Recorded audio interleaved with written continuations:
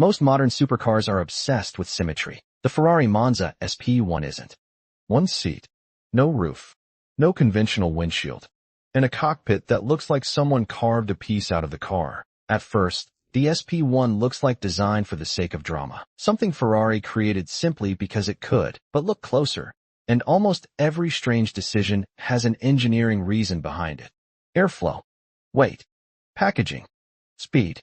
And that's where the SP1 begins to resemble something completely unexpected. Not another modern Ferrari, but the uncompromising competition machines of the past. Cars where engineers weren't interested in making the shape conventional. They were interested in making it work. Start with the most obvious thing missing, the windshield.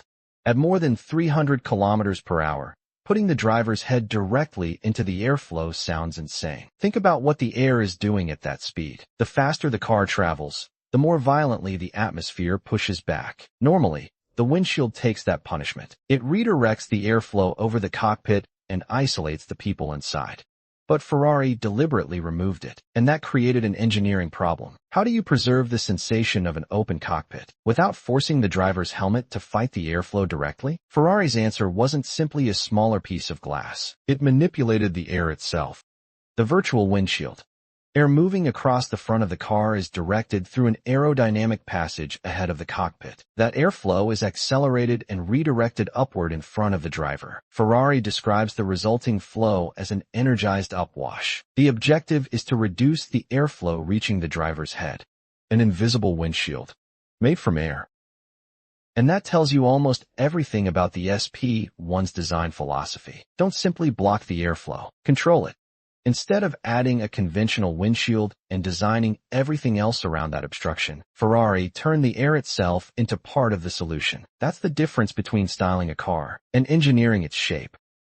And that's where an unlikely comparison begins. Group B rallying. Look at something like the Lancia Delta S4. Visually, the two cars could hardly be more different. One is a modern carbon fiber Ferrari speedster. Smooth, low, almost impossibly clean. The other is a brutal 1980s Group B rally machine. Boxy, vented, aggressive, covered in openings.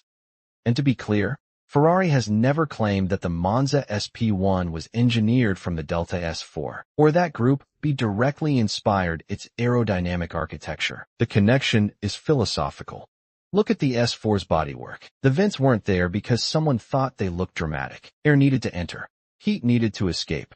Mechanical components needed cooling, and the bodywork had to accommodate those demands. Function was allowed to distort the shape. The SP1 follows a far more sophisticated version of that same engineering instinct. If air needs to move through the body, give it a path.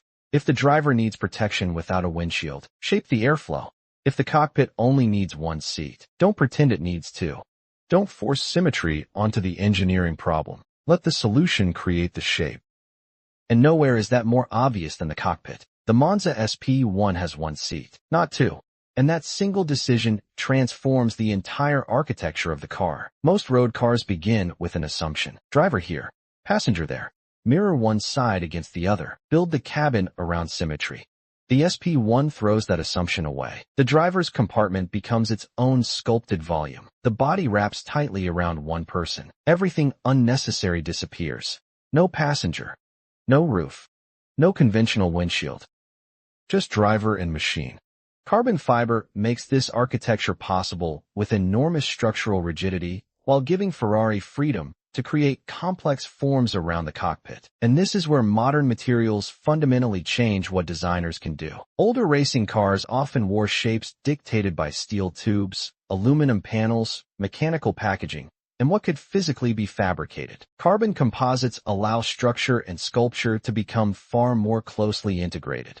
But strangely, the experience Ferrari was chasing with all that modern technology is much older than carbon fiber. Because Ferrari has done this before. Long before the SP1, there were the barchettas, the 166mm, the 750 Monza, the 860 Monza. Lightweight open racing machines from an era when the separation between driver and environment was almost non-existent. No luxury cocoon. No isolation. Wind. Noise. Heat. Mechanical vibration. The driver didn't sit inside a sealed experience. The driver was exposed to it. But there's an important distinction. Those cars weren't exposed because Ferrari's engineers were trying to create nostalgia. That was simply how racing machines of their era were built. Weather protection was limited. Safety standards were completely different. Aerodynamic understanding was far less sophisticated.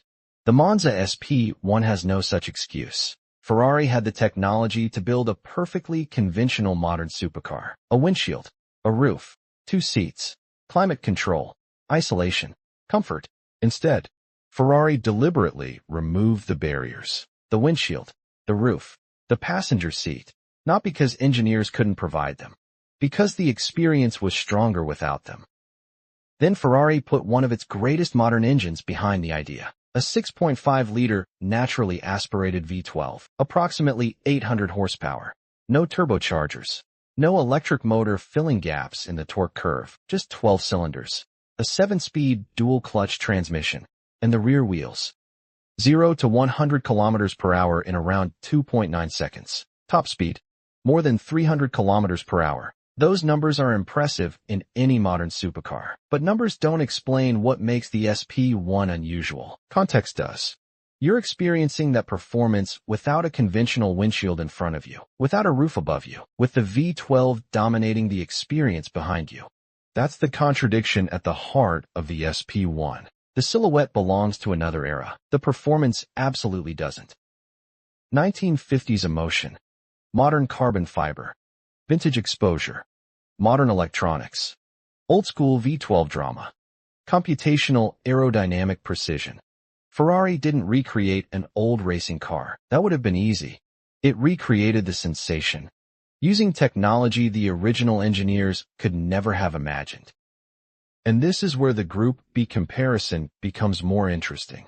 Not because the SP1 descended from the Delta S4. It didn't. But both exist within an engineering philosophy willing to sacrifice convention in pursuit of performance. Group B did it brutally. The SP1 does it elegantly. The S4 wore its engineering on the outside. The SP1 hides it inside sculpture. One used huge vents, ducts, aggressive openings, and competition-driven packaging. The other integrates its aerodynamic solutions into surfaces that almost make the engineering disappear. Different eras, different missions. The same enemy. Air. And the way engineers fight that enemy has completely changed. A Group B engineer worked with physical prototypes, wind tunnels, track testing, temperature measurements, driver feedback, and repeated physical modification.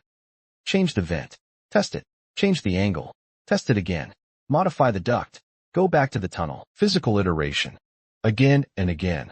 Modern computational tools change that process dramatically. Engineers can study airflow around complex surfaces digitally. Pressure zones, flow separation, air entering ducts, air leaving openings, the interaction between the cockpit and the driver's helmet. Even the behavior of air where a windshield should have been. That doesn't mean physical testing disappeared. Wind tunnels and real-world validation still matter enormously. But simulation allows engineers to investigate possibilities before committing to every physical prototype. The computer doesn't replace physics. It lets engineers interrogate it faster.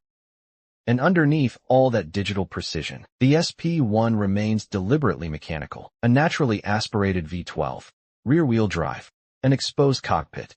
A driver sitting almost alone inside the bodywork. That's not an accident. Ferrari could have made the experience easier, quieter, more isolated, more practical, more comfortable. Instead, it created something intentionally excessive. A machine designed to remind the driver that speed is supposed to feel violent. The noise matters. The wind matters. The vibration matters. The exposure matters. The imperfections are part of the product. And that may ultimately be the most important thing about the Monza SP1. It isn't trying to solve transportation. It isn't trying to become the most practical Ferrari. It isn't even trying to become the perfect conventional supercar. It's trying to preserve a feeling, the exposure of the old barchettas, the uncompromising function-first mentality of competition machines, the violence of a naturally aspirated V12, and the precision of modern aerodynamic engineering, past and present, compressed into one machine. And that matters because the automotive world around cars like this is changing. Electrification is advancing.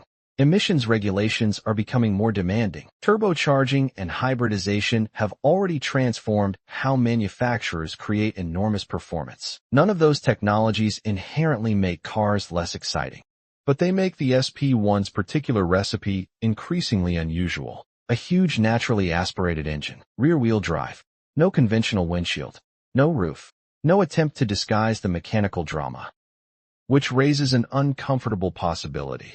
Decades from now, we may look back at machines like the Monza SP1 very differently, not simply as expensive limited production Ferraris, not simply as collector cars, but as artifacts.